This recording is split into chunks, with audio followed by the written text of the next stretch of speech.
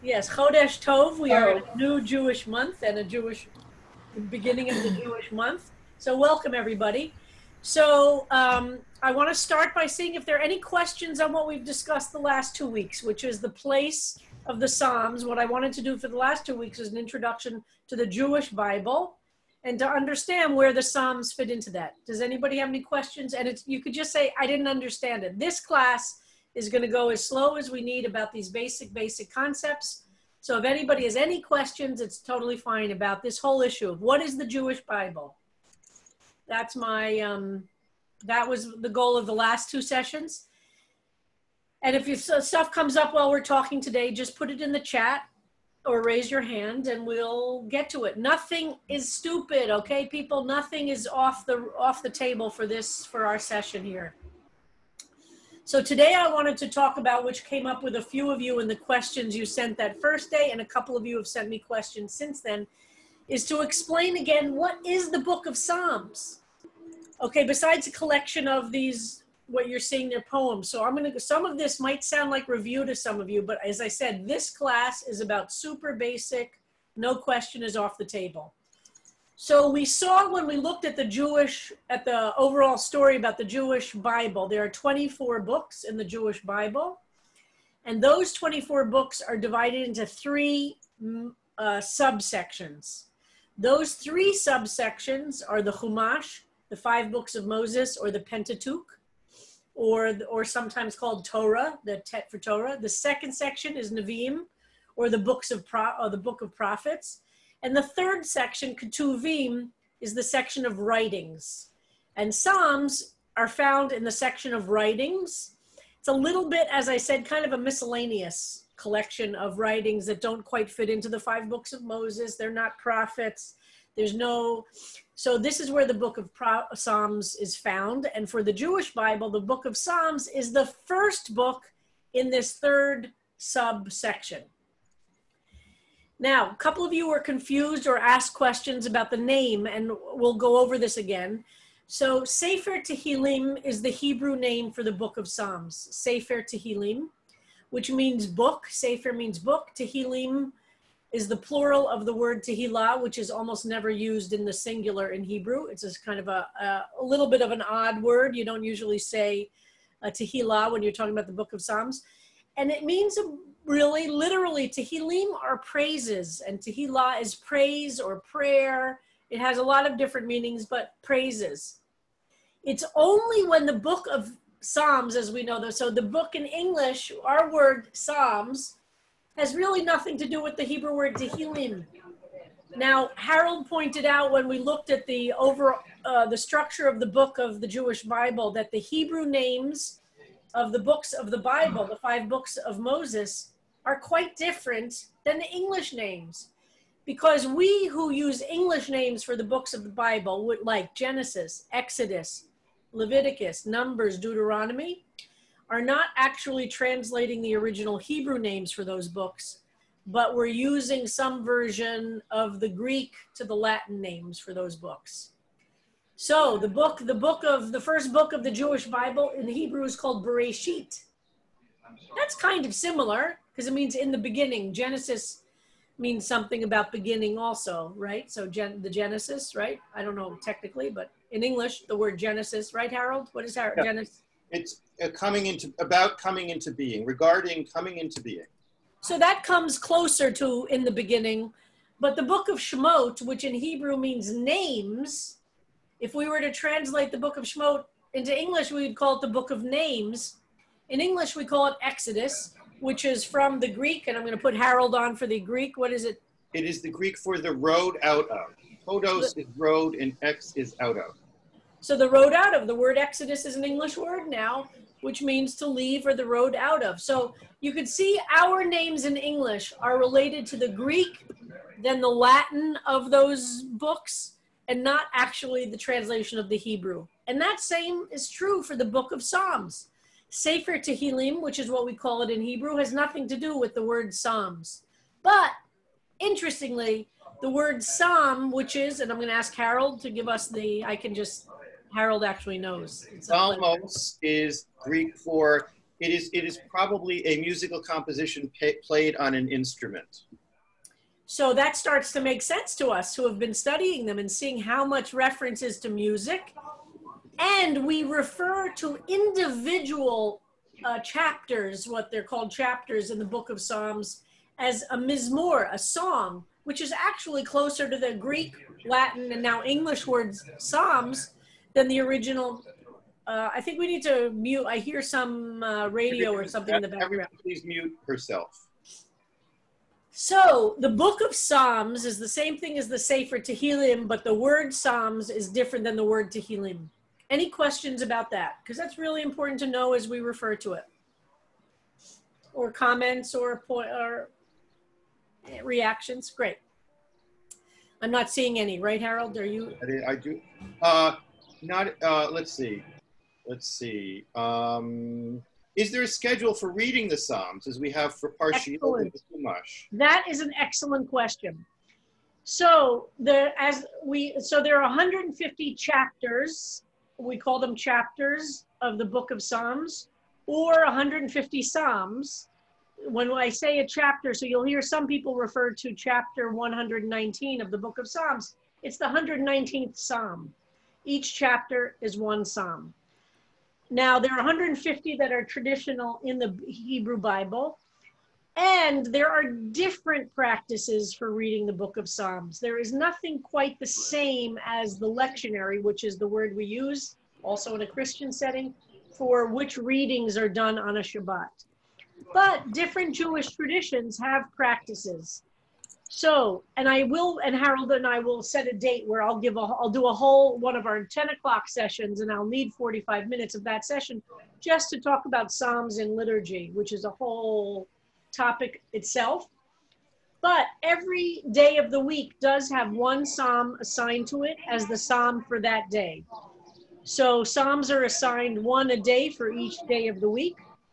And there are some Psalms that are assigned to different, like for instance, everybody knows, or if you come to CBSD, you know we have Mizmor Shir Liyom HaShabbat. There's a Psalm for the Song of Shabbat, which is the Psalm of Gratitude.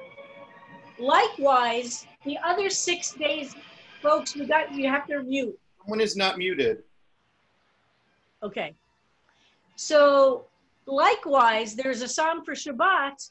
There's a Psalm for the other 6 days. They don't have a superscription that says, I am the Psalm for Sunday, or I am the Psalm for Tuesday, but they've been assigned.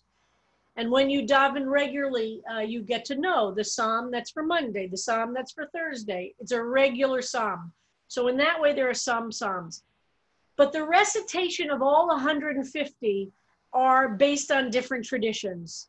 So some Jews do recite the entire book every day. There are some Jews who do that as part of their prayer practice. Some Jews recite it, the entire book in a week or the entire book in a month.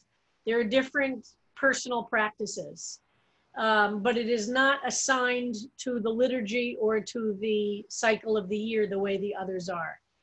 But it is traditional to take on going through the whole cycle on special occasions. And as I said, for Shavuot, because King David is said to have been born on Shavuot, and that there's some people have the tradition of reciting Psalms or the whole book on Shavuot.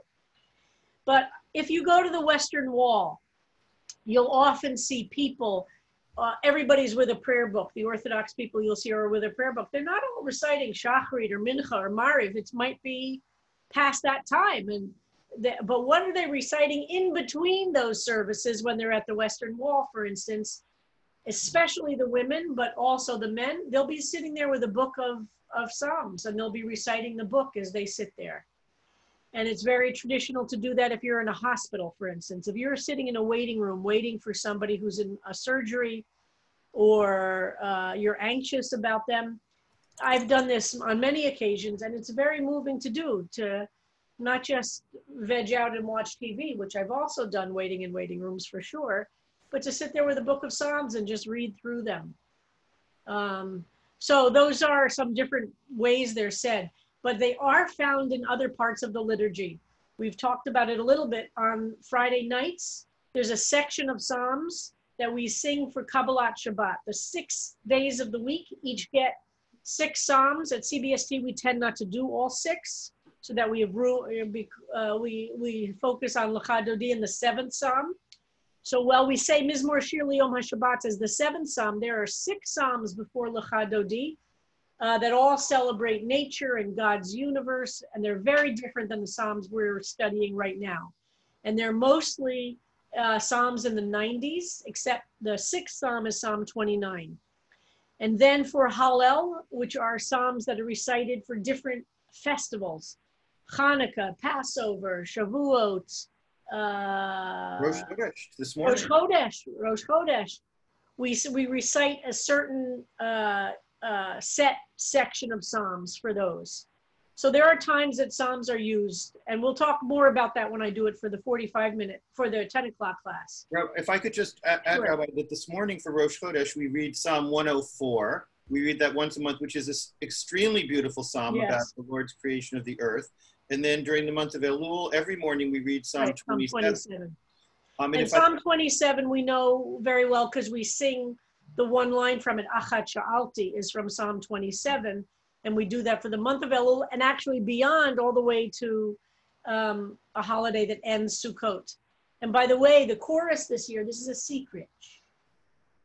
The chorus is going to make one of those virtual choir recordings of Achat Sha'alti that we'll release to the congregation on Rosh Chodesh Elul. So you'll be able to listen to it every day for the month of Elul, but it's a secret. Rabbi, if I could add one more thing, that the Psalms do each have a number, but sometimes they are referred to by their first line. So when we take Psalm 23, sometimes people refer to it as Adonai Ro'i. In English, or Mizmor LeDavid. It's become known, even though there are others that are Mizmor LeDavid, a lot of people refer to it as the Mizmor LeDavid. And then some people will refer to it as the Lord is my shepherd. And then I put up a note, in a lot of times people still refer to them from their Latin first name, particularly classical composers. Yes. So Psalm 23 is Dominus Regit Me in Latin. And so when you're looking for recordings or classical music of a psalm, sometimes it makes sense to look under Latin. And we have a hand raised. We have a hand raised by Sarah Kleinbaum, who has a question to ask. Sarah, can you unmute yourself and ask your question? If you still have a question to ask. Hi, yeah. I just was wondering, you were talking about that the Psalms are not translated, how did I put it? That they're not translated the same as they are in different, I don't know, I forgot the exact how I phrased it, but how come the Psalms are not translated to what you had said, you know? Do you understand what I'm? Yes, I do. Okay. So what I meant is that the name of the book of Psalms, the word itself, Psalms, is not the translation of the Hebrew name for the book. But yes, you can translate the Psalms into any language, and we do when we study them. But the word itself, just the word Psalms, means some kind of something that's set to music. It has a musical meaning to it, which is not what the word Tehillim, which is the name of the book in Hebrew, means. But that's because the Greek translation of it is actually closer in some ways, one could argue, to what the Psalms themselves were, which are songs. Somehow, we don't totally understand that, but yes. So it's the word. You can translate the book of Psalms to English, as we've been doing. Do you know what I mean? So it's just the word itself.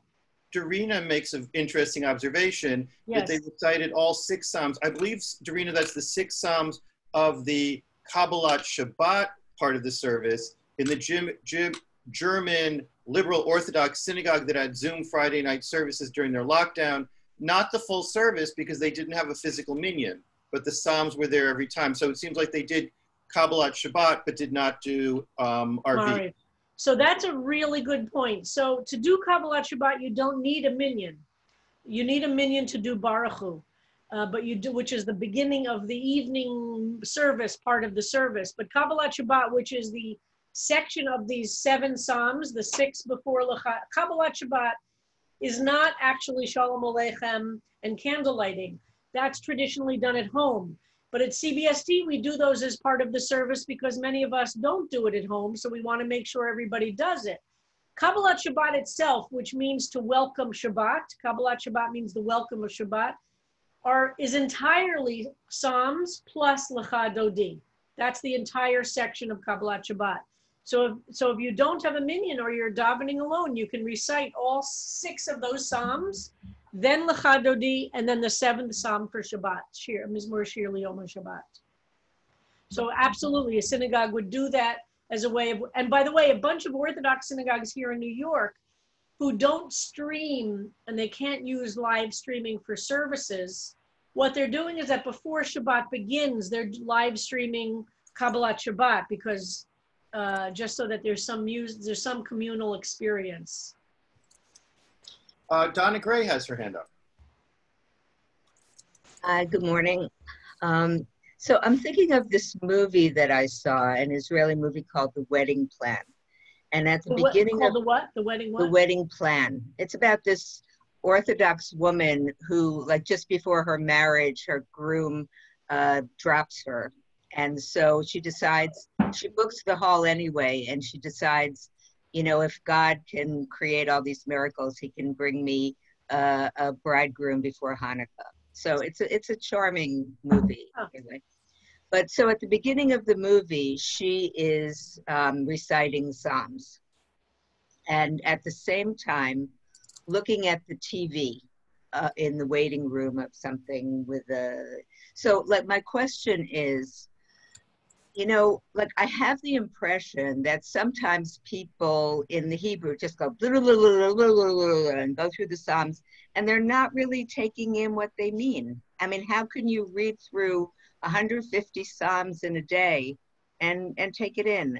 It's escaping me. So so I would say that's a hard thing to understand, but let me explain as somebody who has done that. So it is in my, so first of all, somebody who's doing it has an understanding of the Hebrew. So it's not that they're saying words without understanding what the words mean. They are saying it quickly, but there's considered a power to the simple recitation of them. They're not studying them, it's true. There's considered power to the pushing out of those words into the universe and to the absorbing them into your throat and lungs and chest and body. Do you know what I mean? And I had a wonderful professor when I was in rabbinical school, talked a lot about the difference between Eastern mind and meditation and Jewish mind meditation. Not that one is better than the other, and he did both. He would say that Eastern meditation is based on emptying your mind, and Jewish meditation is based on filling your mind, but with the same goal, to kind of activate to another level. So the idea that Jewish prayer has so many words in it is almost like filling the muscles. It's the energy of saying the same words, which, by the way, when you say 150 Psalms a lot, you know these Psalms really well. And it's kind of like the muscle memory of them. And it has a way of, there's a little bit of an ecstatic energy to it, that you're filling your mind rather than emptying, but both with the goal of kind of accessing a different level of consciousness. Do you know what I mean? That same feeling about prayers at synagogue. And I guess so it's not about studying, like where they'd say, oh, why does it say this? That's for a different time. No, but when people say things so fast. Right. It's a different goal. You have a relationship with them, and there's a relationship of saying them over and over again. Mystical Judaism has this idea, which is, by the way, why I think it's profound for people to sit in the same place at synagogue, by the way, and why scholars like to sit in the same place and study Torah, where you sit, that there's a sense that you're building, accreting layers and layers of holiness. And that by just sitting and praying in the same spot, it's building on the holiness of your having sat there a year ago. Do you know what I mean? And by saying these words, it's creating, there's a sense of holiness in time that's not touchable, that's not, but and you're creating deeper and deeper connections between the earth and heaven. And so there's a feeling that by repetition alone, and again, it goes back to Michael Goldstein's fantastic question weeks ago, that there's power in repetition that's beyond relevance, that's beyond just meaning, that's just beyond kind of this layer of understanding. There's a power in repetition itself. And until you do it a lot, you can't really benefit from it, but it's pretty hard to convince somebody that repetition itself is meaningful, because it could be boring. It could have it can be tedious. I bet you when Adria practices the viola, at times it's tedious, but when we hear her perform, it's profound. But had she not done those hours of tedious practice, it wouldn't get to the profound part. Do you know what I mean? You can't skip. You can't, I keep saying to people about all different things, you can't just get to the good stuff and skip the hard work. We all want to. God knows we want to, but it does not work like that. I don't, Adria? Adria? Hi, good morning, everybody. Good morning. I just wanted to repeat what I said when Michael posed his question, that I don't know, and I would also defer to what Sharon would say on this as well. In rehearsing her kids for Wizard of Oz, I mean, repetition, if done correctly, is a layering process that does become transformative in its own way. And I'm noticing that in this discussion, it led me to think that the recitation of the Psalms is like a warm-up for the day. It's a warm-up for your life that day, and it allows you to put in perspective what becomes important for you on that given day. So it's a process of clearing one's mind to get maybe organized, or to realize what's important in the next few or 24 hours. But repetition is transformative, I think, for all of us, not just musicians or athletes or scholars. I think it's human nature. If you do something over and over again, and if you do it the right way, with intention and with organization, you can transform. Cindy has her hand up. Excuse me, Gail had her hand up first. Gail goes first and then Cindy. Hi, good morning. Good morning, Gail. Good morning. I'm so impressed with the complexity and all the functions Psalms serve. It's, you know, I guess it's just so meaningful to me in terms of ritual, meditation, study, and what you said even about prayer, song, you know, reaching a certain level and how you get there. I mean, I just keep on thinking, have they been used in so many different ways? Yep, it's very moving to me too. And for those of you who have taken on one psalm, for instance, for the Psalms projects of any kind at CBST, repeating the same psalm every day is also, and that there's tradition to that people adopt a psalm. And here comes Penny. Penny has something to say too. Okay, Penny. They're repeating the same psalm every day.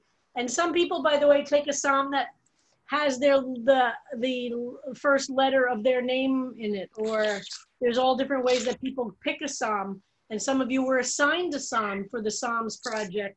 And just saying the same psalm every day is another way to develop a relationship to a psalm. And it changes. I think Randy, I'm not sure if Randy Karakoff is in this class, but she's in the 10 o'clock class, has talked about reciting her psalm every day has really been very meaningful and changes the relationship to it.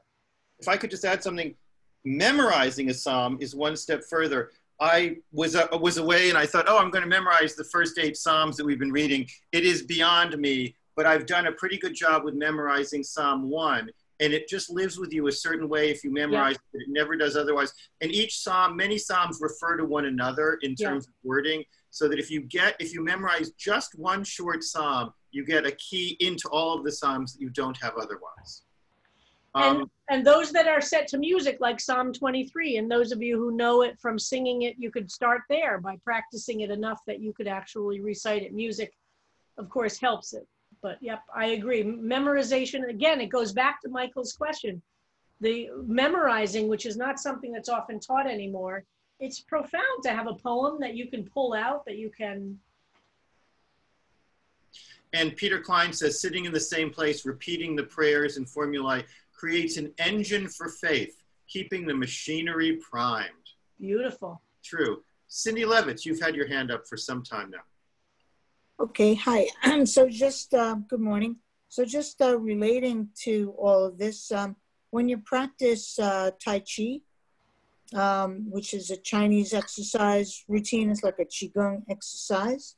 And part of, you study it and practice the same form every day for years and years and years. And each day you get more refined, more refined, more refined. But part of the practice has to do with your concentrating on each very small movement you're making. And when you're done with the practice, you've changed your whole mindset. You've gotten rid of all the things that you were focused on and obsessing about and worried about. And it's like a meditation in a way. Yeah, absolutely. It's a meditation. It's fantastic. Yeah. It's a great example. 2 questions that came to me. I'm sorry, I didn't want to cut Cindy off.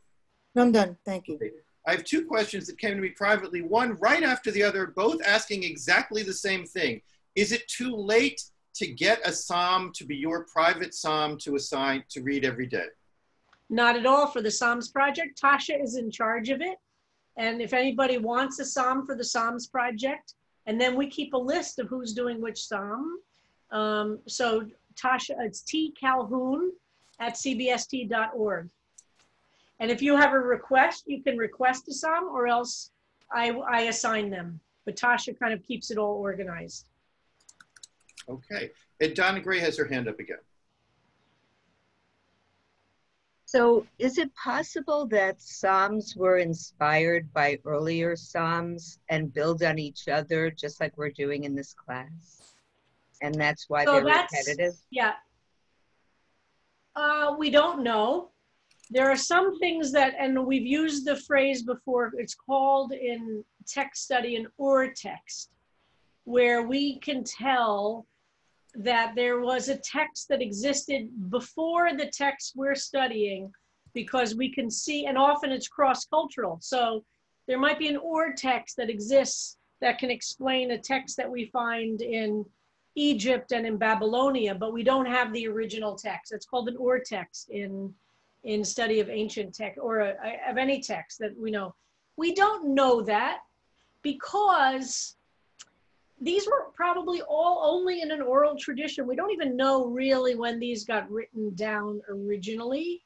And it's likely that they're similar because, like if you looked at American folk songs from the 1960s, they're all pretty similar if you zoomed out a little bit. I mean, if you love James Taylor more than you loved, Judy Collins, maybe you can, but if you zoomed out, they're all folk songs from the 60s are pretty similar. There's a range. So one could argue it's not like they were all coming from the same text, but they're all coming from the same milieu, the same way people were zeitgeist, the same way they were expressing each other. And these early Psalms are all have some similarities. We haven't come to Psalms that are super different than these. There are. But I think it's more that they come from the same, as you say, zeitgeist, the same, then they're all coming from one text. All of the folk music from the 60s doesn't come from one folk song, but they're all, and really, if you came from American folk music, if you were a Martian and you landed, it would all sound the same to you. It would, I think. We love it, but because it speaks to us, but I'm not sure it sounds that different if you really. So I think it's more like that than it is, there was an ur-text. There definitely are situations where we know there are ur-texts, not or, it's a U, we write it UR, an ur-text.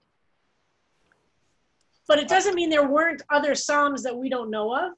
And some Christian traditions have 151st Psalm that we Jews don't have in our book. So it doesn't mean there weren't others, but they didn't make it into the canon. And that's a whole other question that I will also do it at the 10 o'clock class. Harold and I will talk more about the canonization of the Jewish Bible and the canonization of the synagogue service, how things became the Jewish prayer service, how things, so that's a very big topic of its own, which I think we'll save for the 10 o'clock class.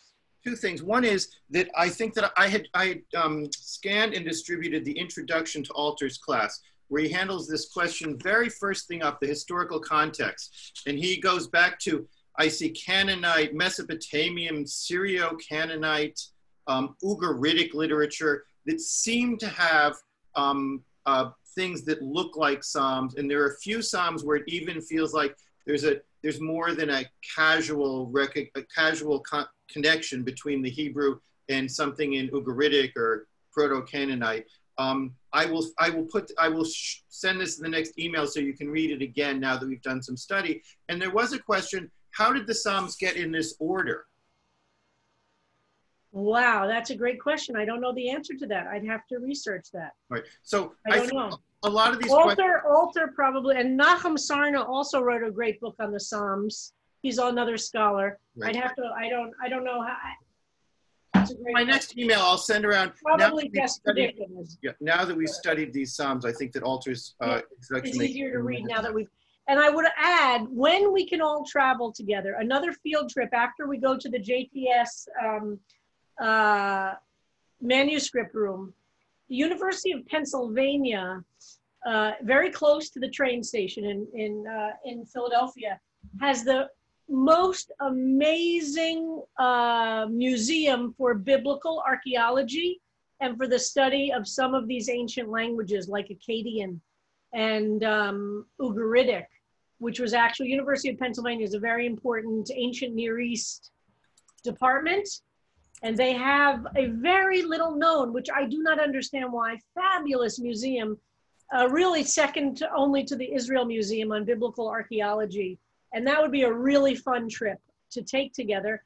And it's right near the train station. So we could all take the train down to Philadelphia and then hop over to the museum. Fantastic gift shop, by the way. Really great gift shop. I love museum. This is one of my favorite museum gift shops. But it's really interesting. And once you've studied, there's a lot of relevant things to look at in biblical archaeology to understand the milieu that the Psalms comes from. And it would be really fun. And then there are great food trucks. We're just imagining all the great trips we could take. And it's an easy day trip. You know, you get on the Amtrak, you're there in an hour and a half, couple hours there, have lunch there, take the train back. For those of, not all of it, Darina, it'll be a little bit longer trip for you. So we don't have any questions, I think, that need to be, or hands up. It's all yours. Okay, great. Is Michael Goldstein's hand up or is he waving at me? Oh, Michael, please, Michael's hand is up. But, use the hand raise. Please raise your hand in participants because I have two screens and I only see one of them. And does everybody know how to do that? Let's make sure this is good. Go to participants on the bottom of the screen. Let's all practice this because this is important. Raising your hand like this does not. Everybody raise your hand under participants. Go to participants, click there. Everybody raise, oh, all these people, up, okay. Okay, that's what counts as raising hands. Doing this doesn't work, okay?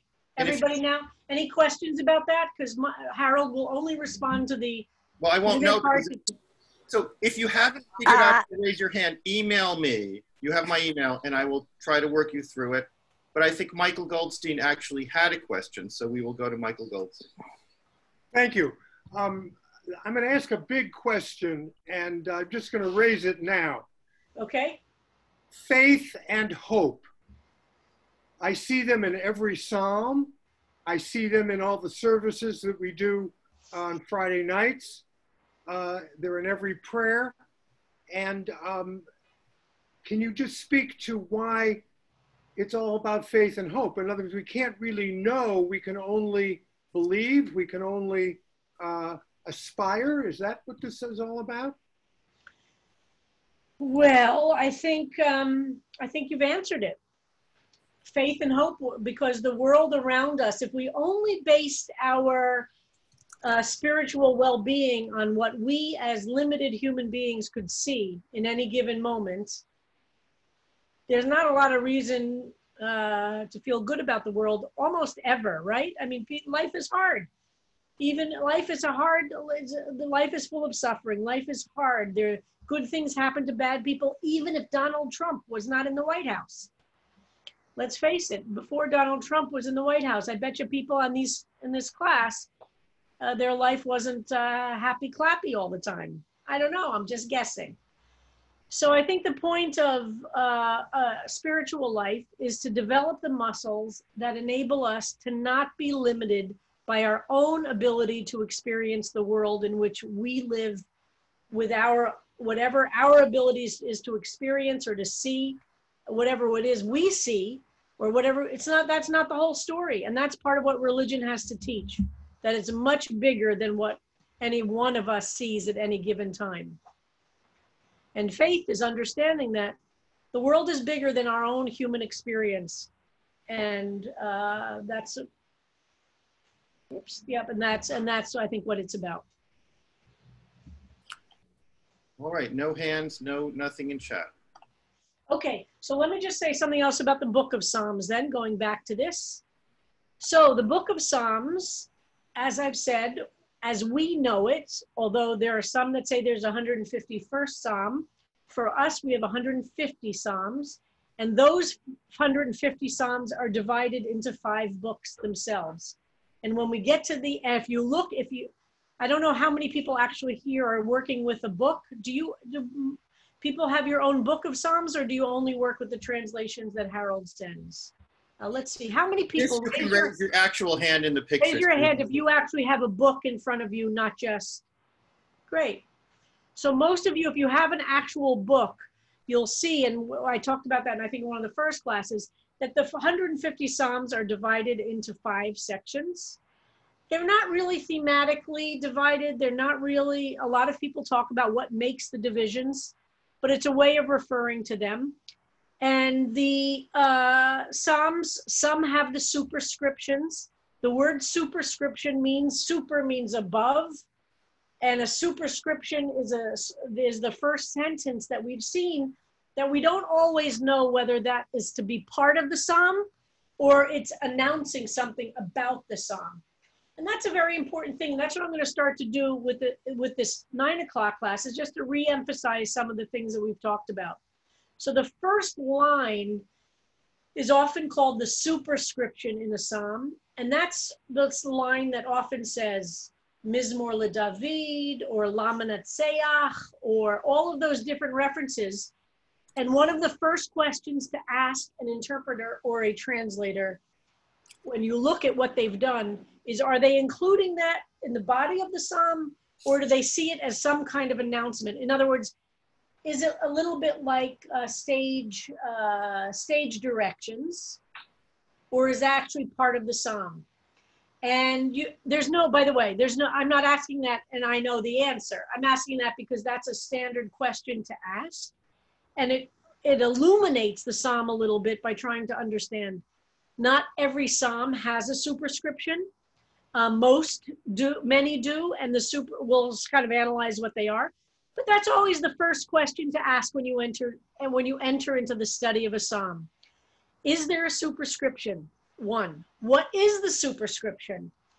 Have I encountered these references before? What is the superscription telling us about the setting of the Psalm? So that's just the first thing to ask in looking at a Psalm. And we've had several superscriptions so far in Psalms 1 through 7.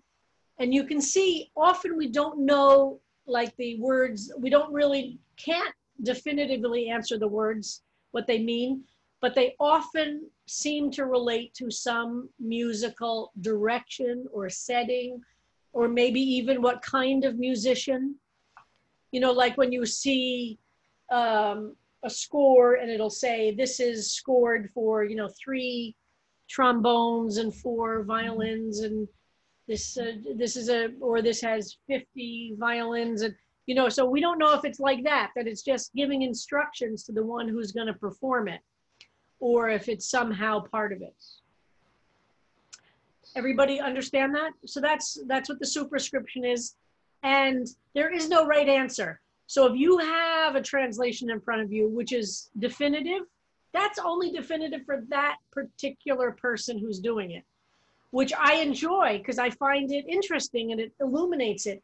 And many of you in writing your Psalms have done things that have really been illuminating for me as a reader, that you've written, and I don't have them in front of me, but your superscriptions have helped me understand you as a writer or the setting of the psalm itself. And I think that we've had some really creative and thoughtful, and you could argue that they're both part of the psalm or they're an introduction to the psalm. Either is correct.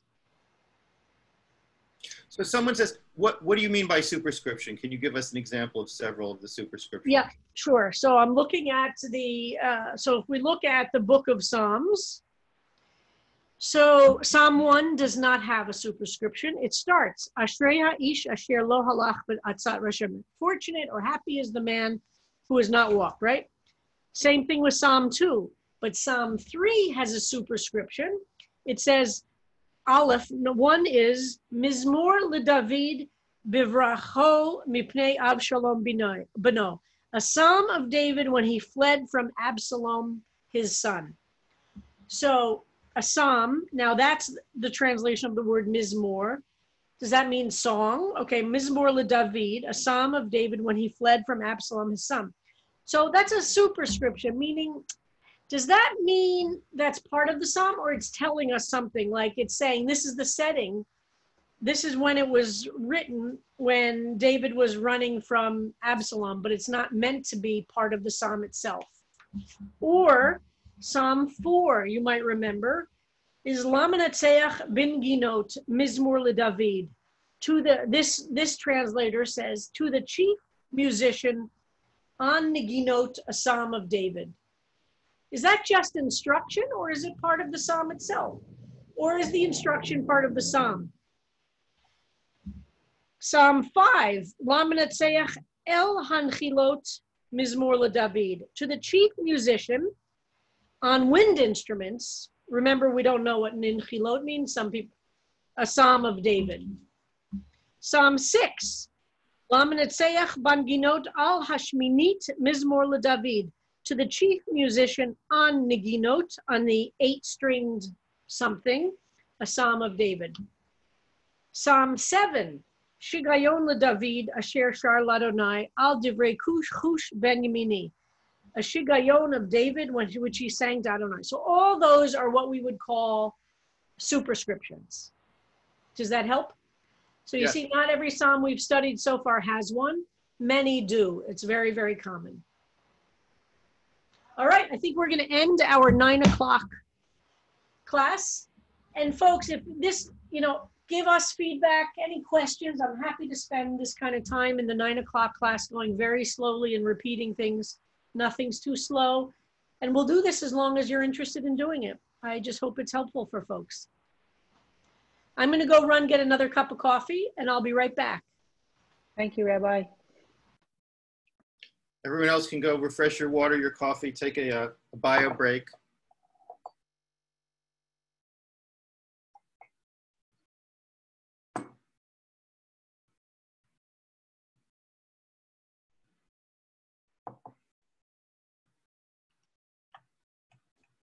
Harold. Yes. Harold, yeah. I just want to ask you, I went into the settings to change my name. Right. So I went into where you said, then I'm going into meeting settings. I don't see anything renamed. Profile, do you see So what I'm doing here, I'm going to share a screen for a second and talk about what Gail's talking about. Because this has been an ongoing issue here. So hold on, let me go to share screen for Zoom. That we have asked everyone to put their true name on their Zoom profile. We had a terrible situation in Saturday's services where someone named Eric kept on trying to log into the service, and we didn't know who Eric was. And we asked him to rename himself. We asked him to call us. We asked him to text us. And poor Eric somehow wasn't getting the message, and we couldn't let him in because we really had no idea who he was, and he was not responding. So as we do more in terms of Zoom, it's great if you have your full name there. So can everybody, Michael, raise your hand if you can see this, because I see you. It is the Zoom profile. First of all, it is free to get a Zoom account. All you need to do is to go to zoom.us, and set up an account. And once you set up an account, you can set up a profile. So Gail, see here where it says personal profile, meetings, webinars, recordings. This may look different, but if you go to profile, and this is mine, Harold Levine, here's my picture right now, and here's my name. So I can, once I'm in here, do edit, and I can change. So my name is Harold Levine. I could change it to something else if I wanted to, and all of this. And then I can change my picture. You don't need a picture, but it is very nice to have a picture. This is where you do it. Zoom, personal profile, edit your picture. Just put up a picture of you so that if you need to step away from your computer or you're walking, you can put up a picture of yourself and we'll see who you are. Gail, do you see, is this what you see on your screen or not? Are you on a computer, an iPad, a laptop? Gail, you're muted and I can't hear you. You're still, okay. So what I did originally was going to our meeting where it had those 3 little dots, but I'm going to go into the Zoom profile. I can do it there. Right. So I am happy to support anyone one-on-one. So if anyone has a question about this right now, please raise your hand and we can address it, because we are, look at if you're I'm just going to use Gail as an example. We certainly know who Gail is, but if it says Gail's iPad or Sue or Bob or Eric or iPad 1 or iPad 2, we're going to have problems in the future possibly letting you in. Sally Kopstein, you have a question. Unmute yourself. Hi, Harold. Good morning. Good morning. Yeah, I wanted to put Sally and Lynn on mine. So I don't quite see how to do that in the profile because it just has the first and last name, which That's a good question, and I'm going to find that out and get back to you. You probably would have to, see the thing is if you put up Sally and Lynn, it's in the first name, or your first name is Sally and your last name is Ann Lynn. For this meeting, are you on a laptop, Sally? Yes. If you just put the mouse over your picture, on the upper right you should see 3 little dots. Do you see that if you put your mouse over your own picture? If you click on those 3 dots, one of them should come up as rename. Does it? Do it. Does it? Yes. Yes. Okay, so you can, if you want to, just for this meeting, rename yourself Sally and Lynn. All right, and great. The next time you log in, it'll just be Sally Kopstein again. Okay, and then I can change it every time? You can change it for the next time. I also seem to have had a question from, was it Don, who else had their hand? Was it Donna Gray? Did you have a question? I don't see the raised hand. Yeah, I did. What is it? I did have a raised question. It's about, you know, I see people putting all kinds of backgrounds on their Zoom, like, you know, palm trees and, you know, how do you do that? That's a little more advanced. If you go to we Google. also, I just want to say, we have a resource for people to get tech support. So I don't know if Harold wants to spend all of the time doing it, but if you don't, Harold, we have a wonderful resource that we can give you to do it. You know what, I'm going to be sending an email out to summarize some of the things in this class, and I would love to do that. So Lori Kropman just changed her background. Lori, how did you change your background? Unmute yourself. This is his screen. You can't do anything with it. Right. So we did it. You know what? Since this is the beginning of the week's moves, let's hold this off. All I'm saying is, please, please, please find a way now. Find a way to put your full name in, because Rabbi, I was telling you we had a problem on Saturday. Yes, I heard you saying that. This is a very serious issue because there are people who are anti-Semites or homophobes who go around to synagogue services and join the Zoom and then do disgusting things to hurt the service. So if you want to be invisible and join a Zoom service, you can't do it. And we won't let people join if we don't know who you are. So if you want some kind of invisibility, it's not going to work. Or you just can't join a service unless it's on Facebook, which you could do. CBST is now both live streaming our services on Facebook and doing the Zoom thing. But if you don't want to be known, you could just watch the service on Facebook. If you want to join a CBST Zoom, you have to use your first and last name, or we will not allow you in. And that's for security. So you've got to figure out which, and for classes like this, we have to know who you are. But for services, there's now an option. you could just watch on Facebook, and then you don't have to give your name, but then you can't damage and you can't do something homophobic or anti-Semitic to the class. That's the reason that so I hope folks understand, and we have to be very strict about this and will not let people on Shabbat morning. And we appreciate how everybody in the class has really worked hard to learn enough to be able to participate. And we've really zoomed up but Judy Ribnick has brought to our attention, there's a fantastic resource in New York City, a free tech support for seniors in New York City, which is anybody over 60. It's a free tech support without limit. If you have any questions about technology or how to do stuff, we can make that available, and several of our members have used it, and they're really fantastic. Because obviously we're going to be doing all this for a while, folks. So the better you become at using the technology and more comfortable, and it's not easy, the better you can experience everything.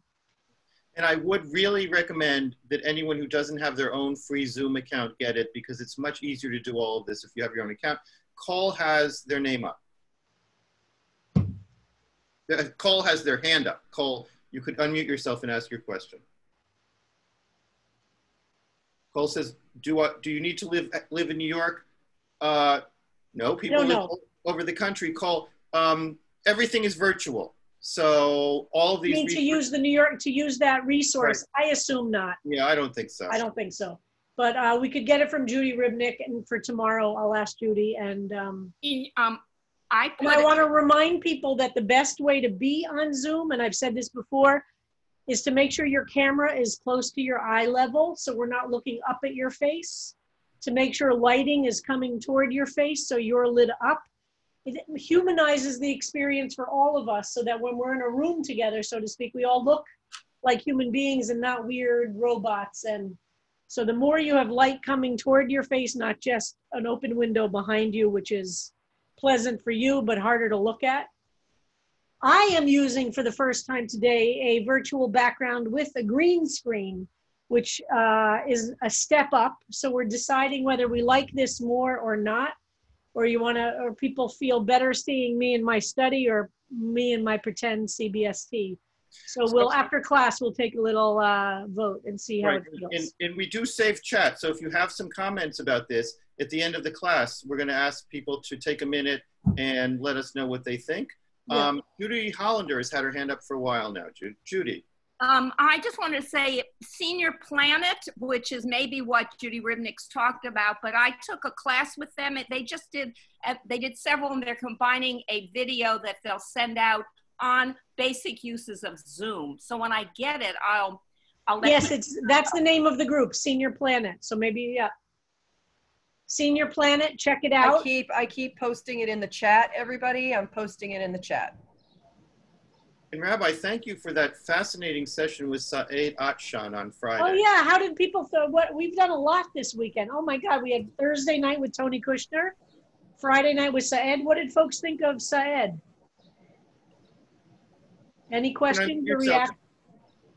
Raise your hand if you'd like to talk about Saeed. I actually found the one-on-one fascinating.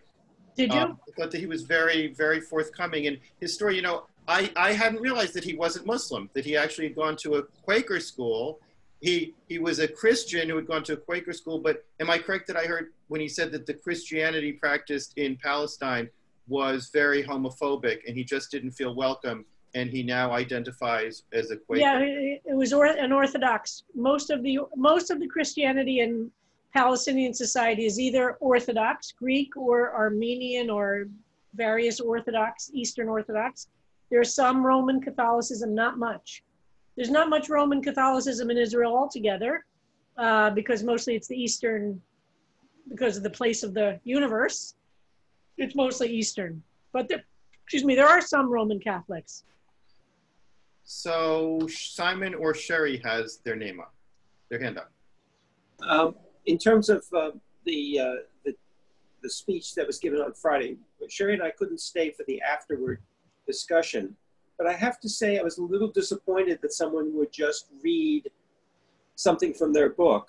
It didn't feel I mean, it was very affecting, but I would have preferred if he had talked about it. Maybe he didn't feel comfortable talking about it, but just reading from a preface was really, I think. Well, I think he wanted to tell his coming out story, and I think he felt like he told it in that, and felt like that would be, he wanted to focus on his coming out story because he thought that would be the thing that people, in our discussions together, felt like that's the thing that people don't know the least about in terms of Palestinians, or kind of have the most.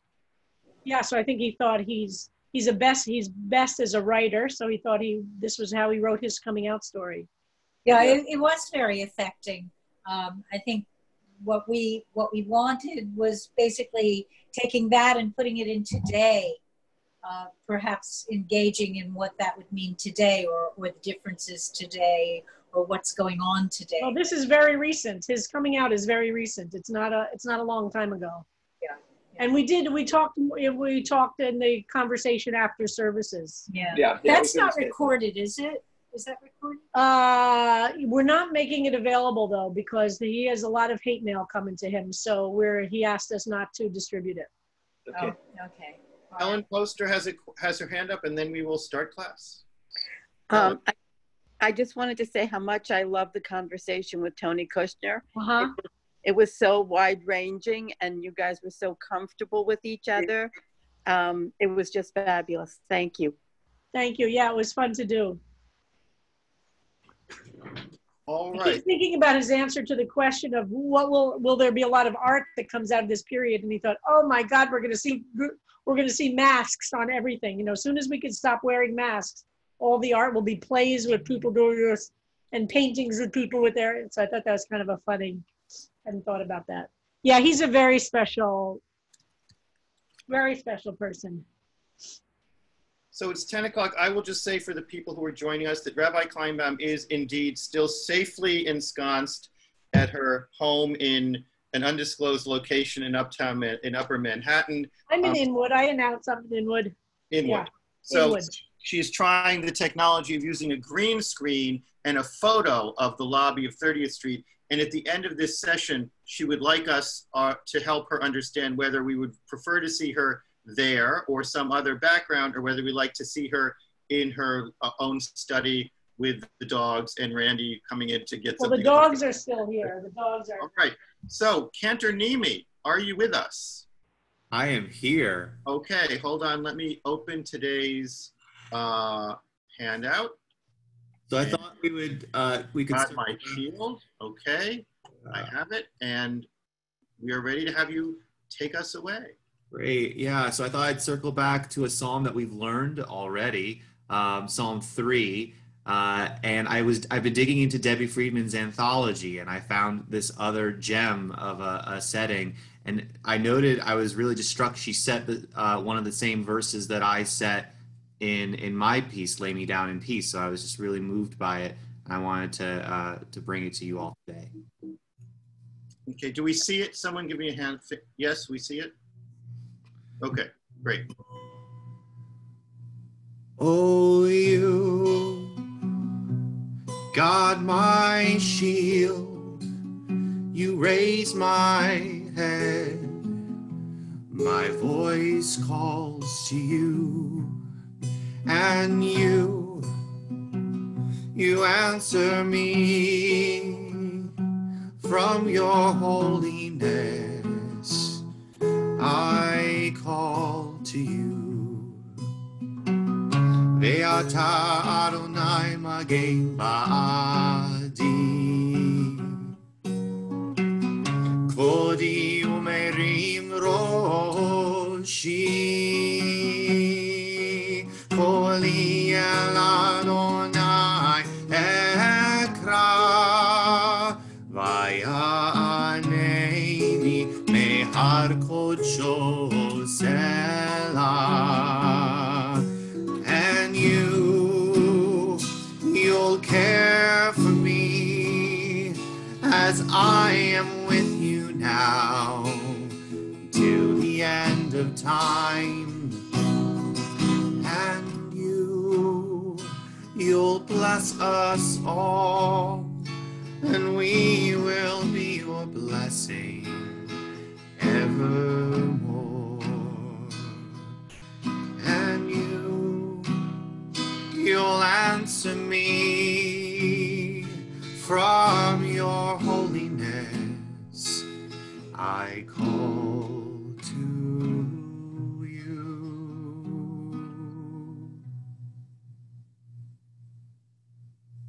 Beautiful. I thought I knew a lot of Debbie Friedman. I didn't know that one. She really loves Psalms and used them beautifully. Thank you so much for that. Yeah. So Rabbi, some of you remember Debbie Friedman sang at CBST once for a gay pride service. She led the service with us, and once for a Shira concert. Yeah. So Harold, we have some more personal songs before we turn to 8. Offerings, and then we move back to Psalm 8. So I'm going to share the screen, and Judy Hollander, if you would unmute yourself, we are starting with your dramatic dialogue. Dramatically presented. Can I give my explanation of it prior to reading it? Absolutely, go ahead. You're the author, you choose whether to do it before or after. Okay. When you started the Psalm Project a long time ago, I refused to do it. But I, with a friend, decided we would read all the Psalms. We would meet and read a Psalm, and we got to 95. So I think we did pretty good. But doing it that way was not really, it wasn't the best, but it was something. And we got really irritated at all this whining and then, you know, all these terrible things that were happening to people. So we sort of, we're not taking this properly. And then when Psalm, what one is this? 6 came up, and I think it's line 7. It's a 7. 7. When it came up and there was this thing, if I have done these things, and I even wrote it in my altar book, if, of course you did it. Yeah. So that's what prompted this. And if I were Jeremy, this would be a much better presentation, but this has been extremely a lot of fun. What do you mean by if you were Jeremy? No. If. Yeah. Okay. Okay. So this was a conversation between God and Shigayon, and I'm calling him Dr. Shai. Dr. Shai, Adonai, my God, this is Richard Levy's Psalms. Dr. Shai, Adonai, my God, if I have taken refuge, deliver me from all my pursuers and save me. God, why have you disturbed me? FYI, I'm quoting Dead Samuel. He had a way with the words. Dr. Shai, lest they turn me into carrion for a lion, tearing me into pieces with no rescuer in sight. God, aren't you being a bit melodramatic? Dr. Shai. My God, if I am responsible for this, if there is any wrongdoing on my hands, God, if, who do you think you are? Me?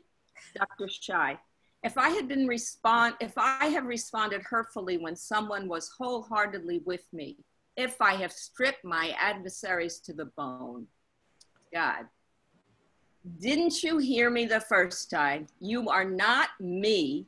Of course you have others. Turned your back, not called or text or email, ignored their pain for your own comfort, pretended to forgot to remember, lied, pretended to fit in, butt in, that's a big one, trashed others, Lashon Hara. I could go on, but you already know all this and probably could add a few items, Dr. Shai. Then let an enemy chase me, catch me, trample my life into the ground. Let him cast my honor down to sleep in the dust, Selah. This is a funny way to ask for help, or have you already given up? Here's some advice. Let your enemies chase you. You could stand the exercise to expiate the sins of sloth and gluttony of which you are so proficient. Sorry for that advice. I just finished a Mel Brooks movie. And what's this Selah crap anyway? Dr. Shai, if I am innocent, then arise, Adonai, in your wrath. Raise yourself up against the arrogance of my enemies. Awaken for the judgment you commanded. God. Bubala. Isn't that a little self-defeating? Innocent. You are your own enemy, your worst enemy. Check out response in verse 5 if you have forgotten. 8, Dr. Shai. Array the council of nations around yourself. Turn on high, ruling over them. God, huh? Dr. Shai. Adonai judges peoples. Bring me to judgment, Adonai, in accordance with my just actions and the integrity that rules me. God. I'll pretend I didn't hear that. Sanctimonious prick. Sorry, that was a slip. 10, Dr. Shai. Let the wickedness of the wicked cease. Oh, secure the place of the just. The one who probes hearts and innards is God the just. God, I like that. Dr. Shai. The shield I wear is the shield of God, who brings victory to the upright of heart. Are you sure you have the authentic shield, or have you saved it from your Captain Video days? How can you be so sure you are upright? So far, you have not convinced me. I was going to ask for that shield back, but I will let you keep it for a while. I read someplace that I grant second chances. 12. God is a just judge, a God indignant every day. God, you can say that again. I am both just and indignant. I hope you have come to realize that you are not exempt from my indignation. Your sanctimoniousness is driving me crazy. 13, Dr. Shai. If none turns back, God whets the sword. The bow is bent, and God takes aim. God, do you even understand what it means to turn back? You assume you turn back, but it looks from where I sit that you use what you say as justification to do what you want, or to rationalize what you're doing. Have you noticed the arrows buzzing by your own head? 14, you have prepared daily weapons against them. You have made your arrows sharp as fire. God, seems that way, pandemic and all. But again, I think you are a bit melodramatic. Here, number 15, here one rise in wrongdoing, conceives in mischief, gives birth to deceit. God, at the very least, you have a way with the words. 16, another dug a pit, gouges it out, then tumbled into the crater he created. Number 16, God. I think you got your point across. 17, this one's mischief will turn back upon his head. His violence will rain down upon his skull. God, yada, yada, yada. 18, I, though, will give thanks to Adonai as your justice merits. Let me sing out the name of Adonai Most High. God. All right already, if you makes you feel better. Fantastic. Talk to us a little bit more about it, Judy. Well, when I was ranting to myself about, you know, if, and then, and I wasn't going to write about the Psalm, but I liked the idea, but I was going to, or pivot on line 14. I was thinking of something like a real thing. And I don't know what happened. And I just entered into conversation with the Psalm. And then I let myself go.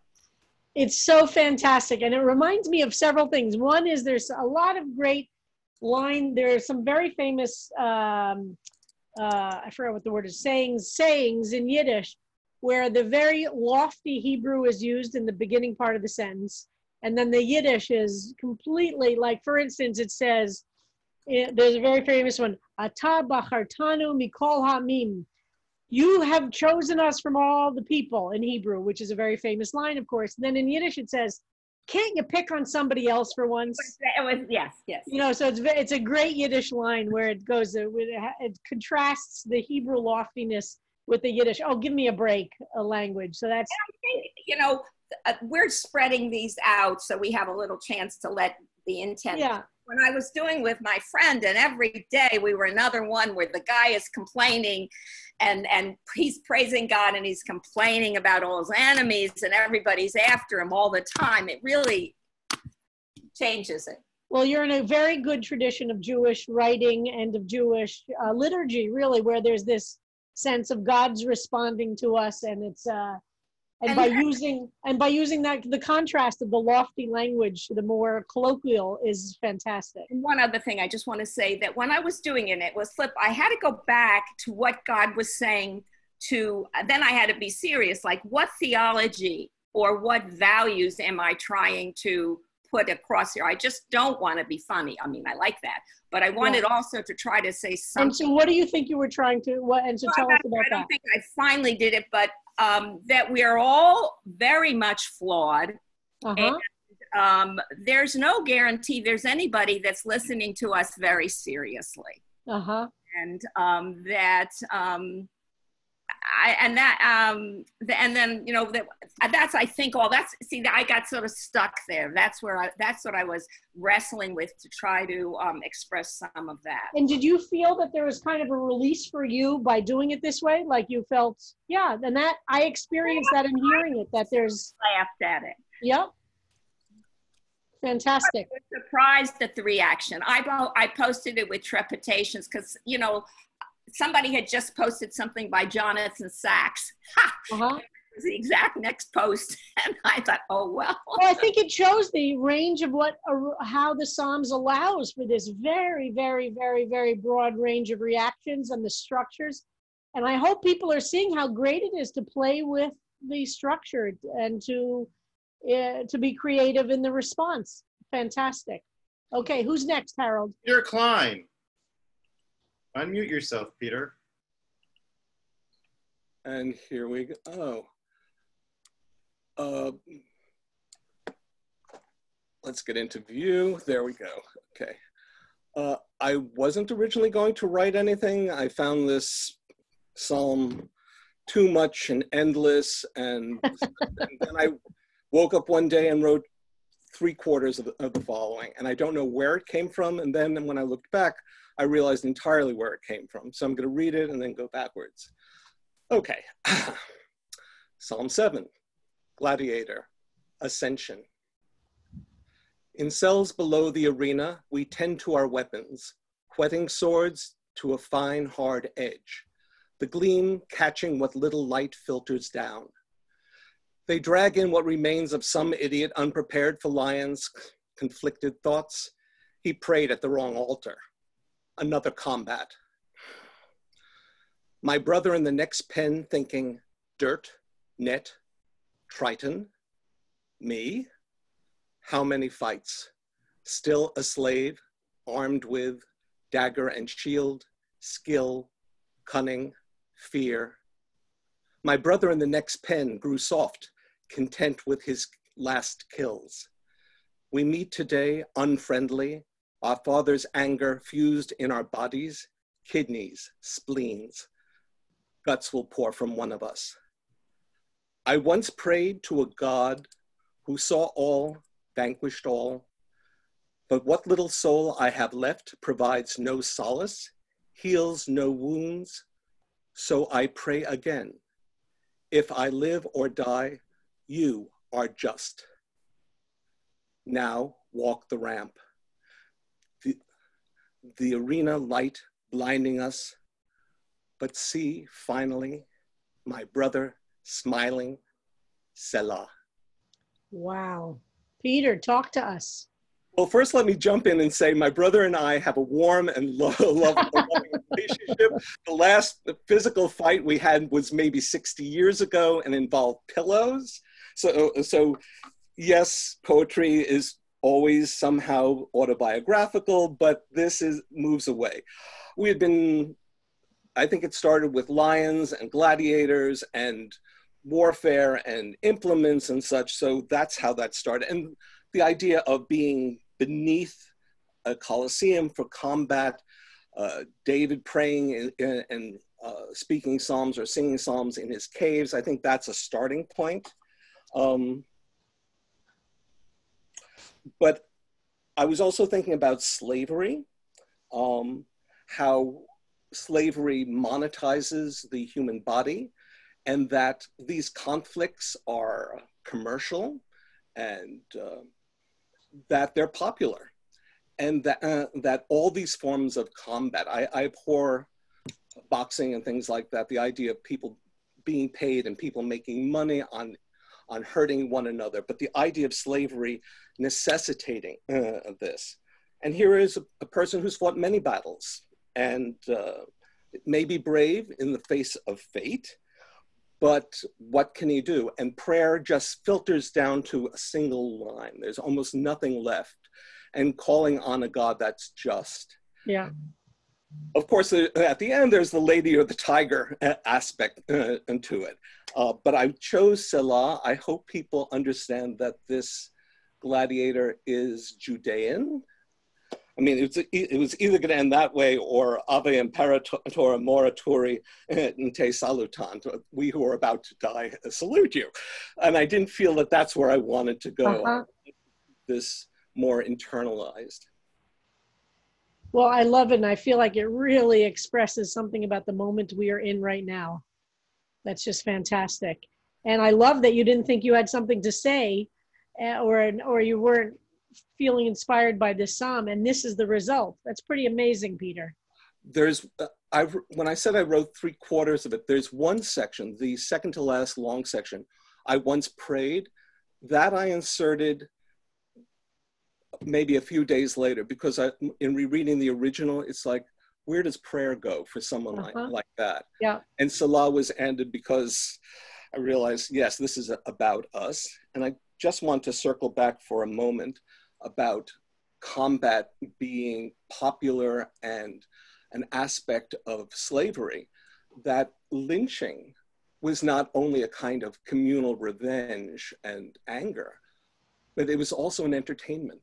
And if you read our postcards of lynchings and such, and it just is so cruel and inhumane and dissolving. So if there's anger to be wrought, it's that idea that it's sunk, that we as humans have sunk so low. And very, very, very powerful, Peter. I love it. Very, very powerful. Thank you. Thank you. All right, we have one, I think we have one last offering today, which is from our own Yael Bar Chava. Okay. Hello. Hello. Good morning. Good morning. Bow and arrows. We were about to leave the house. We get to the door. My mom panics. No wonder. The last time she left her house, terrible things happened. Where are my keys? She says, her voice high-pitched with anxiety. Where's my comb? Where's my wallet? Where's my ID? We're about to leave the house. We get to the door. My kids, being kids, look for their glasses, hats, gloves, shoes, whatever. I am triggered. My arrows are sharp.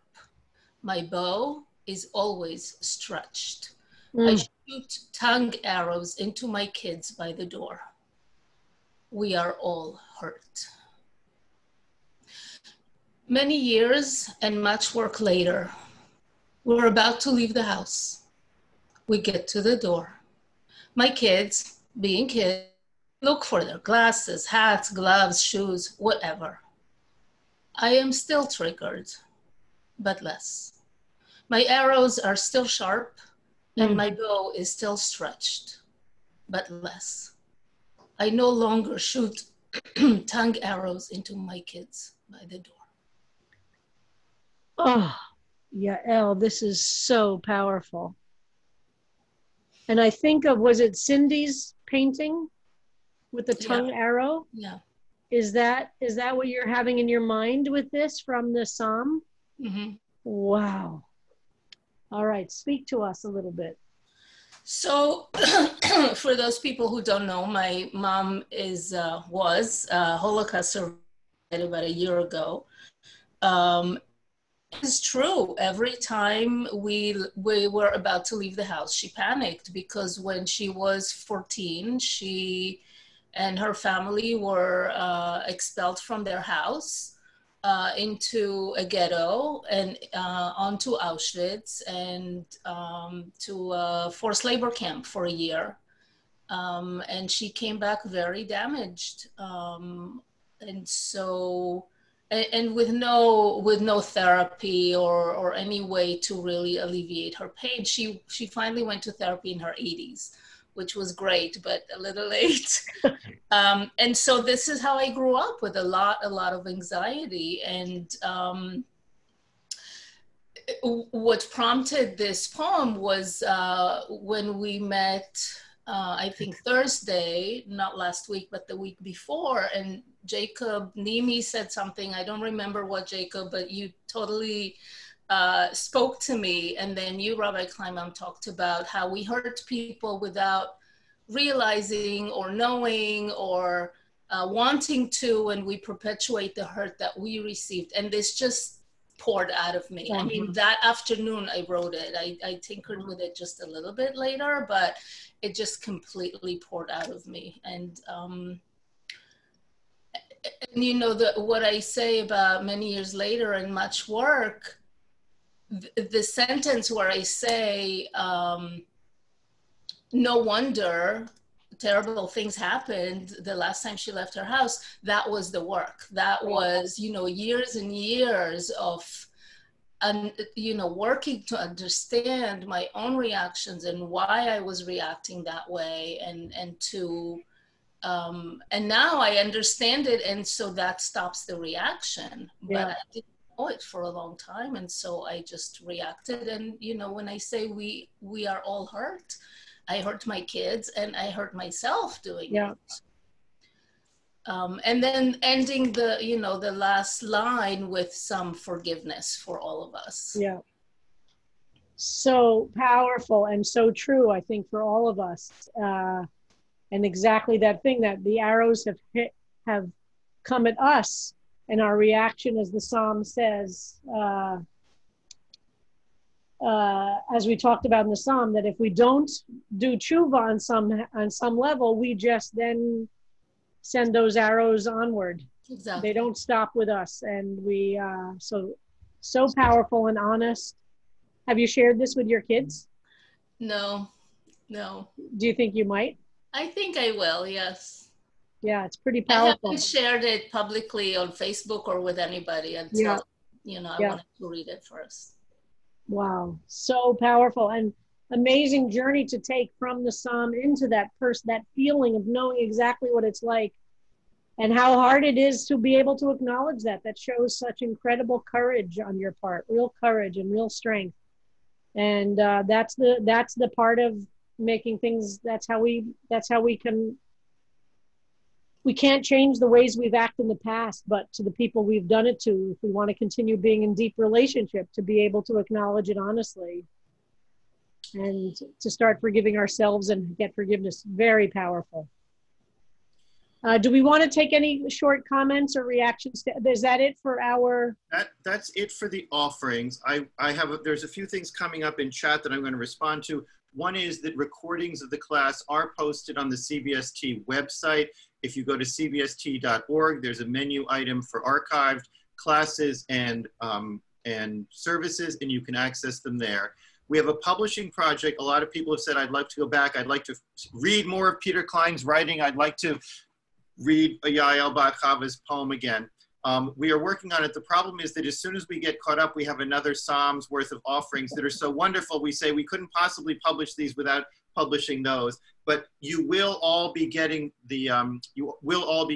everyone's offerings that have been shared in class. I will make this note now, because I always forget, that you may want to print out your offering if it's a day you're going to be reading, and reading it from your own text rather than the screen. That seems to be easier for people. And Rabbi, if I could just jump ahead, it seems like this week will be spent on Psalm 8, reading the Hebrew and the translations. And does it seem reasonable to set a Sunday deadline for? I think so. So let's say then the rest of this week we'll stay with Psalm 8, of the studying of Psalm 8. And then by Sunday, submit any personal reflections, and then on Monday we'll start. Is that what you're saying, Harold? That's what I'm suggesting. Yes, I agree. Already, so that we have them. They are again going to Annika Cooper, who was so gracious to offer. I sent out an email about this morning. I will send out another. So Sunday at 5, you have a whole week is your deadline for the Psalm 8. And thank you for everyone who kept to our deadlines this time. And shall we turn to Psalm? Well, I just wanted to open up just to see if there are some closing comments or reflections on this, what we heard today from our. Raise your hand if you'd like to respond to what we heard today. There are some beautiful things in chat, and I would encourage all of our authors to go back and read through chat so that you can appreciate how much your hard work in art history was appreciated. And Betsy Ostro has her hand up. Oh, no, not her hand up. She was trying to rejoin. We don't have any hands, and I don't think that there's anything in chat. So why don't we turn to Psalm 8, which is short and sweet and lovely. Psalm 8 is a beautiful psalm, and we will have for Psalm 8 some of the other translations that we didn't have for Psalm 7. I think Fisher has. Well, everyone loved Psalm 8. Everyone does something with it. So let's look at Psalm 8, and I know folks got to study with Rabbi Rapport, who is a deeply feeling poet and Hebraist, so she's got a great relationship to Psalms as well, and I'm grateful that she was able to jump in for the day I had to do the funeral. So Psalm 8. I think you did the first 2 or 3 psukim, but I'll just go over them as well. And there are 10 psukim, which is always we look to see how long is the psalm. And remember, we start by looking to see is there a superscription and what can we understand about it? There is no answer to the question, is the superscription separate from the psalm or part of it? There are different, and we'll see different translators always have their personal biases about that or their personal feelings. There's not a right or wrong. Lamanatseach. So this is a word we've now had, let's see how many times before. We had Lamanatseach for Psalm 6. We had Lamanatseach for Psalm 5 and 4. So this is now our 4th time we see Lamanatseach. So we have had different, so it's some kind of leader, maybe a conductor, maybe the first violinist, or maybe somehow the lead performer, we don't know. Al-Hagitit. Now, another word we're encountering for the first time. I assume Rabbi Rapport talked about the word gat. Did we talk about the word gat at all, or what gat might mean? Oh, relating to Goth, Goliath of Goth? Well, excellent. What does gat mean? Do we have any Hebrew? We also talked about it being related to wine pressing. Exactly. Gat is a wine press, but Gat is the name of the town that I think Goliath is from. And we think it was called Gat because it was a place of wine pressing. So for that reason, there are some people who will read this as meaning, let's go back to that first, I lost the first verse there. So Gat, Gitit, Gat is the name of a town, but it also has the meaning of a wine press, which is probably why the town was named that. Some related to Goliath. And some here, like this translator, clearly thinks that Gitit was the name of some kind of musical instrument, which is again, you'll see all the musical instruments, we now will have a list of words that we don't know. But as Benjamin just wrote, maybe it's a drinking song. Maybe it's a song of happiness and fun. Does it have some kind of relationship to, having some wine? And we don't know. But as Benjamin wrote, there are some who translate it that way. Al-Hagitit, Mizmor LeDavid. Perhaps back to the Mizmor LeDavid, a psalm of David or a David psalm. Verse 2. Yud-He Vav-He, Adonenu. Now this is interesting because we've had before in Psalm 7, we had Yud-He Vav-He Elohai. So Yud-He Vav-He, the big name of God, Elohai, my God. But the new ending on Adonenu is plural.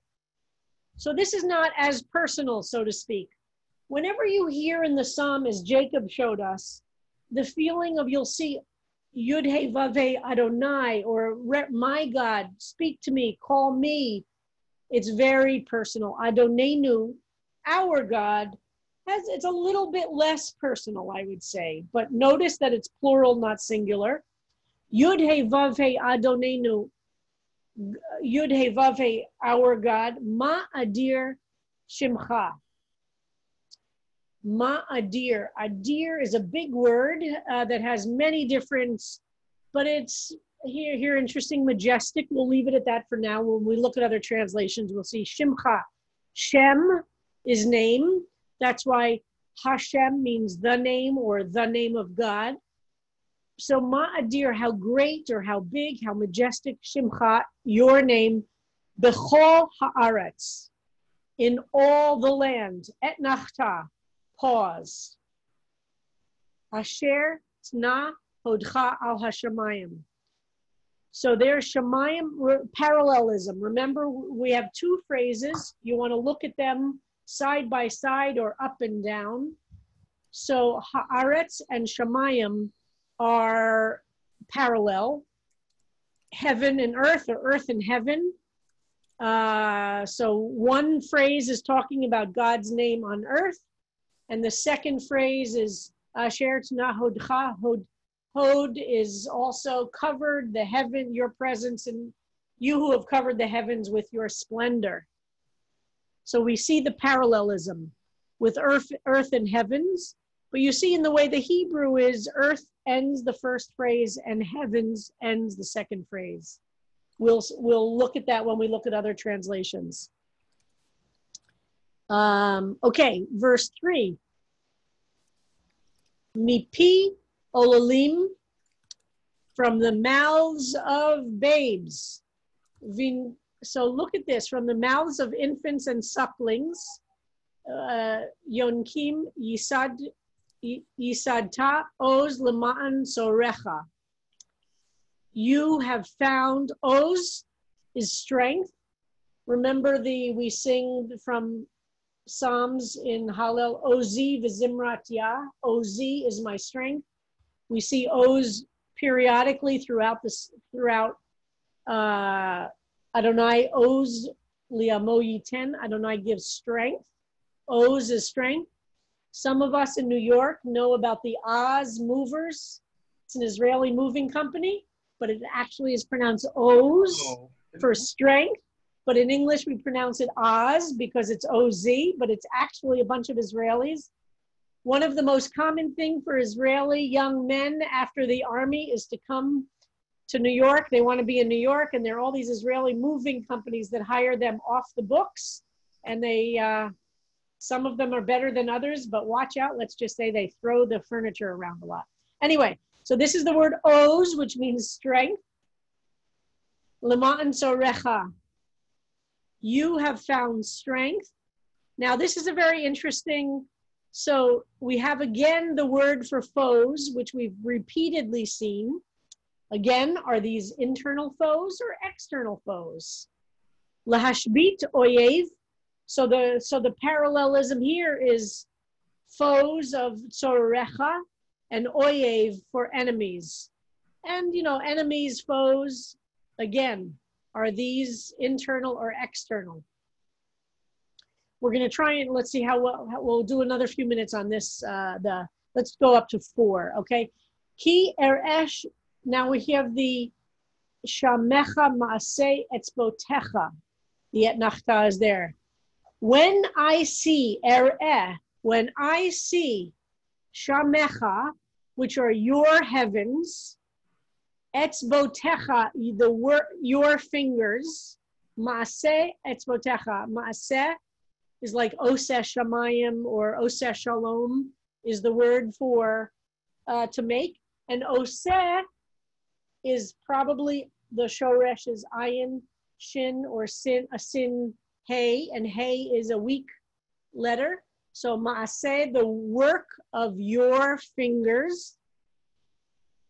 Yareach v'chochavim asher konanta. So here, look at the parallelism. So when I see your heavens, the work of your fingers, and then the parallelism of heavens. And the moon, Yareach, is a moon. The Chochavim are stars, which you have set. Everybody following so far? How are we doing? Okay, so let's go on to 5. I think you're already getting a feel that this psalm is quite different than the first 7 that we've had, but has some similarities more. Well, let's keep going. Let's just work through the Hebrew. Ma enosh. The word enosh, we at CBST should know well because of the piece of the psalm that the CBST chorus just made our virtual choir. Enosh is a word for humanity or man, and we'll talk about that word in a second. And the psalm, we take a section of another psalm for this that we sing for Yizkor is Enosh. Ma Enosh. What is man or what is humanity? Ki tizkarenu, that you have. Now, what's the shoresh there of tizkarenu? Even so, here's an example. Even if you didn't know how to translate this word, you'd look for the shoresh, for those of you who can do that, and you see Zion, Kaf, Resh, which is like Zocher or Yizkur, or it's the word for memory. So ki tizkarenu is somehow remember, or somehow have a memory of what is humanity that you, here they translate mindful, or remember them. Even if you didn't know, even if you had no idea, but you recognize that shoresh, so it has something to do with memory or remember or be. Uven Adam, so the parallelism here, Enosh is humanity. Another word is Ben Adam. Ben Adam is a human being. So what is humanity that you remember them or him? Uven Adam, and Ven Adam means a human being. Now again, if you didn't know what this word meant, Pei Kuf Dalid, which means poked. We have poked sarah. We have this verb is all over. Also to be aware of, to make a note of, to note down them. So what is humanity that you remember them? What is a human being that you take note of? In other words, what's the worth of them? I want to point out here that I mentioned this is for the more advanced Hebrew folks. So the normal word for son of is ben, right? With a dot in the bet. And the beged kefet that I mentioned, the dot in the bet, which is called the dagesh, always happens at the beginning of a word, except if it follows, or the beginning of a word, virosh milah or virosh havara, either in the beginning of a word or the beginning of a syllable, except if it follows an open vowel. So the u, which is the open vowel, turns the bet into a vet. I know that not everybody will follow that, but I'm going to keep bringing it up just for those of you. This is one of the elements of understanding biblical Hebrew. So uven adam. We would never, u here means end, which normally we would say ve, right? Ve means end, but you would never say in Hebrew ve ven. It doesn't happen. You can't do that, or ve ben. So the ve turns to an u, but it means the same thing. It doesn't change in meaning, but it changes in pronunciation. Okay, 6. You have made him a little less. So this is somebody talking to the Holy One, the one who is created. Va, which is the same thing, which literally means end in modern Hebrew. In biblical Hebrew, when a vav is in the beginning, it can mean a range of meanings. It can just mean a conjunctive. It can mean rather. It can mean here, it's a conjunctive that you have made him me'at me'elohim, less than God. Uchvod v'hadar, but you have adorned. Chavod is honor. We've seen that before. And hadar is glory. or splendent. It has a very beautiful feel to it and adorned, but you have made him to adrehu, surrounded by, covered with. So, all right. So this is quite a description. Oh, we have to stop now. All right. There's just one interesting thing where yes. Yael Bat Chava talked about the origin of her name, which is in contradistinction to Bat Ben Adam. Excellent. Do you want to say something about, or do we have time? We don't have time. Let's start with that tomorrow. What we're going to do is Rabbi Cantor Nimi is going to sing us out, and then I'm going to ask Babette to keep the room open, and we're going to ask everyone to take a few minutes and give us your feedback on the rabbi's background like this versus her study, so that we have them all in one place in the chat and we can look at them carefully. So we're not going to discuss it. We're going to give you 3 or 4 minutes to write it in the chat. How does that think about it. So there's also for this for classes or for leading services as we're trying to. So if anybody has reactions, we'd love your input. All right, let's go back to Cantor Nimi, God My Shield. Let me open this and then share it. All right, Cantor Nimi, sing us out. Sure. Oh, you, God my shield, you raise my head, my voice calls to you, and you answer me from your holiness. I call to you. Ve'ata Adonai Magen Ba'adi, Kvodi umerim roshi, Koli el Adonai ekra, Vayanei mehar kocho selah, and you'll care for me as I am with you now till the end of time, and you'll bless us all, and we will be your blessing evermore, and you'll answer me from your holiness. I call to you.